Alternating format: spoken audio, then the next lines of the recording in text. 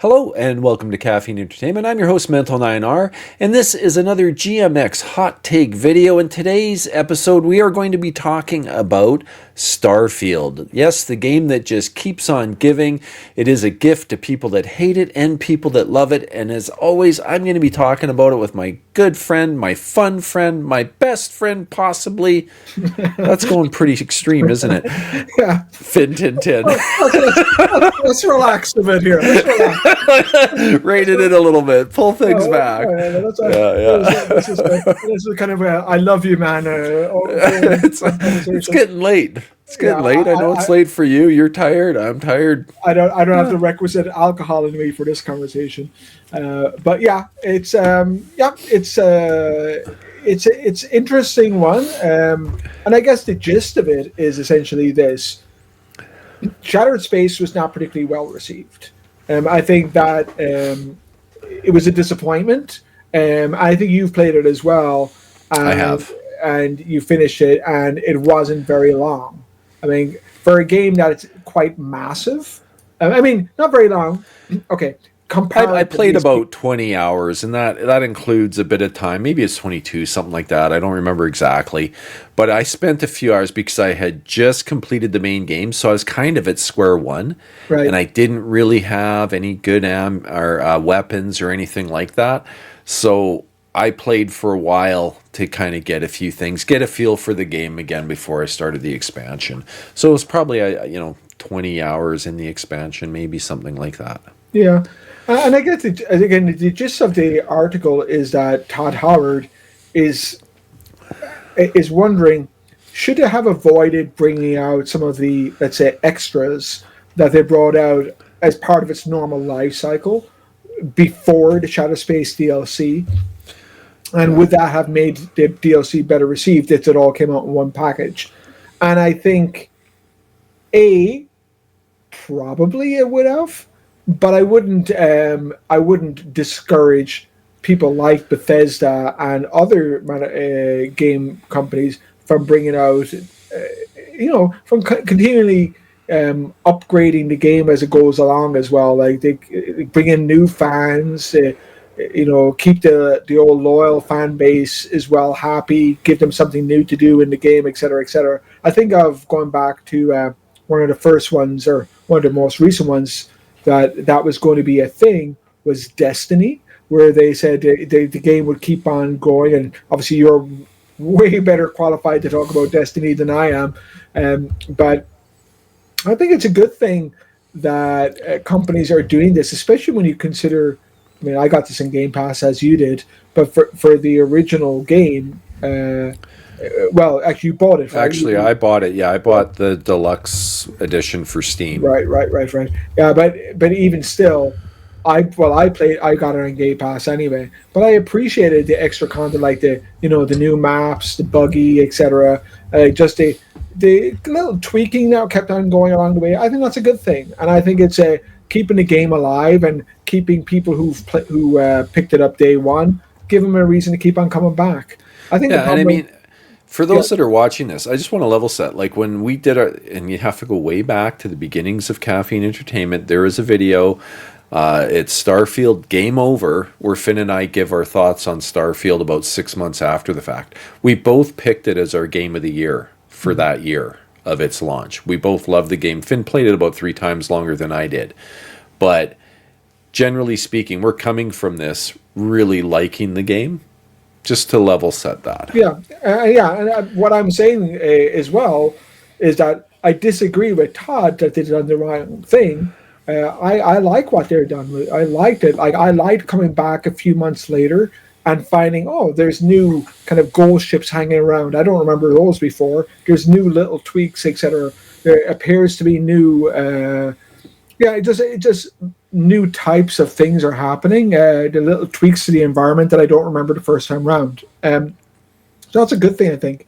I think the problem with Shattered Space is more of a standalone thing, that it didn't quite live up to the expectations of people who had played the game before, number one. And it was probably, and I say this oh, I'm self-aware when I say this because I think you and I have both said we don't want games necessarily to be super long all the time either. But when you consider the type of game it is, Starfield, that is, the fact that it didn't bring in a whole lot of explorating or exploratory content, etc. It was more of a linear, as far as I understand it, a linear story, and it was a Yeah. bit shorter. Probably didn't fit in what people were hoping for from Starfield a So little bit. I'm glad you brought up the length, because 20 hours in a game, like if you play a Doom campaign, 20 hours that's a long game. And I think, in the context of an RPG style game like Starfield, where, I put 150 hours in, you put in like 450, and it involved all this space travel and going to different planets and doing different things, and quite a few like pretty major quest lines that you could play beyond just the main quest. There was a lot of big side quests. In that context, 20 hours doesn't feel like a lot.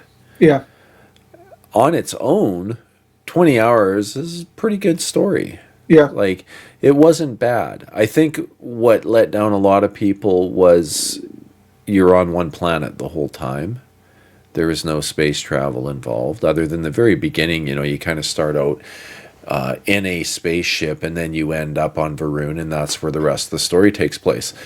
It wasn't, I think from the previews we saw, it kind of did give the impression it was going to be a little bit more like scary, a little more of a horror aspect to it. And I mean, I don't think that really played out that way. Like, it's not like there was jump scares. It's not like Dead Space or, the Callisto Protocol, which we just played. If you haven't checked out Backlogs and Replays, you might want to do that. But, like I say, I think it's just expectations with Starfield were at such a crazy level back before the main game launched. And then there was a fair bit of hype for Shattered Space. And I think that's why it felt a bit flat for a lot yeah, of people. I think they let their own expectations maybe run away a bit. I mean, myself, and I had recommended to you, Finn, to wait until it was on sale. Get it on yeah. half price. I don't know, Black Friday, is it on sale? I'm not sure. I I just haven't checked. checked. It doesn't appear to be, but it's not quite Black Friday yet. So maybe who Yeah, knows? you might get lucky and find it on sale, or something like that. Or if we get your PC built, you'll get a Game of the Year edition on PC cheap from a key store or something. But yeah, I mean, I think I tend to agree with you. I think with a game like this, adding incremental updates along with DLC, and I hope this isn't the last DLC. I'm hoping there's another DLC, because I want to see this game continue to grow and evolve and become better over time. I do think that a lot of the improvements, the game felt a little more cohesive playing it in Shattered Space state than it did prior. There would seem to be fewer loading screens. I think part of that is they hid some of them, like I thought they could have in the first game, through it behind animations and stuff. Like, if you think about a game like Dead Space, because we just played that, Backlogs and Replays, if you haven't watched it, that video will be out soon. Every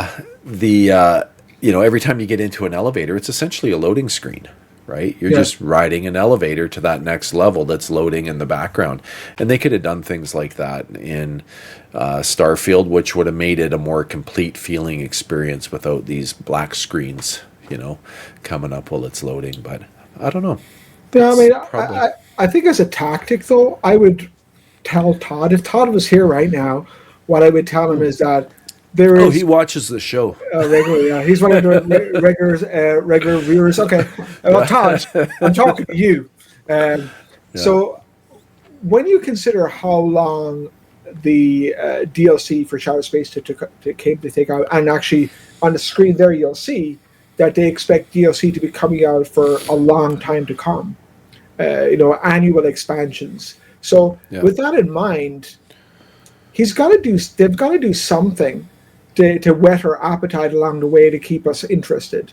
Because the gaming industry is a fast-paced industry. Things are going to look. There's going to be a lot of new games next year, and quite honestly, unless there was incremental updates happening to Starfield, even now I'm not looking at a lot. But when I hear there is an update like the buggy, for example, or the maps, I hop back in and see, oh, what's going on? Like, and I think you Yeah. need some of that to keep your interest interest up. Yeah. Otherwise, if the next DLC is another year and I haven't looked at Starfield in between, guess what? I'm probably not going to be buying it.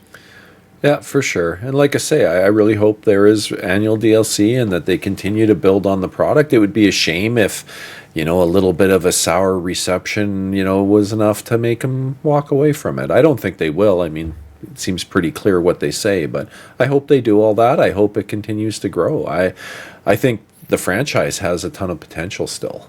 Yeah. A Starfield 2 down the road, more than likely.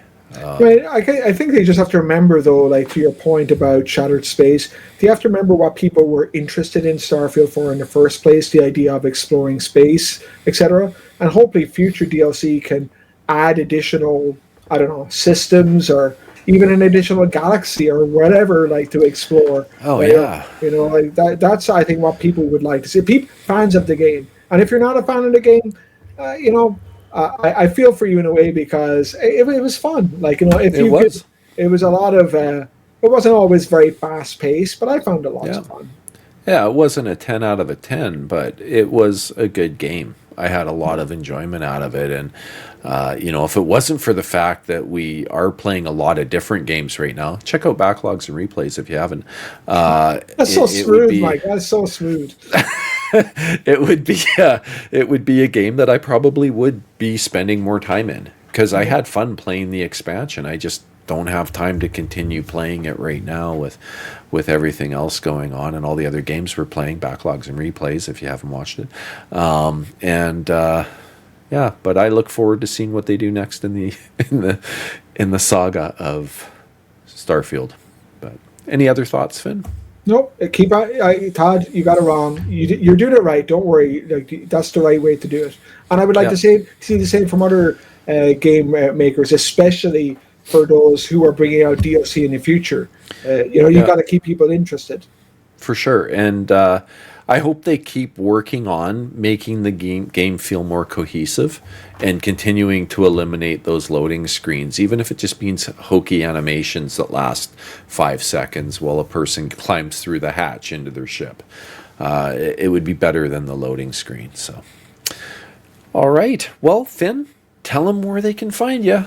You can get me at Fintintin with a 1 instead of the first I on X, and Fintintin, all alphabetical characters, on Sony PlayStation, Microsoft Xbox, and Steam. Steam. And I am at Mental9R on X, and you can find me at Mental9R on Xbox, PlayStation, Steam, and just about anywhere else you can play games, and except on YouTube. And because you are here right now watching the show, we are at Caffeine Entertainment here and on Rumble. Greatly appreciated if you've watched this video. If you can drop a like, a follow on Rumble, a subscribe on YouTube, and maybe even share it with friends, that would be amazing.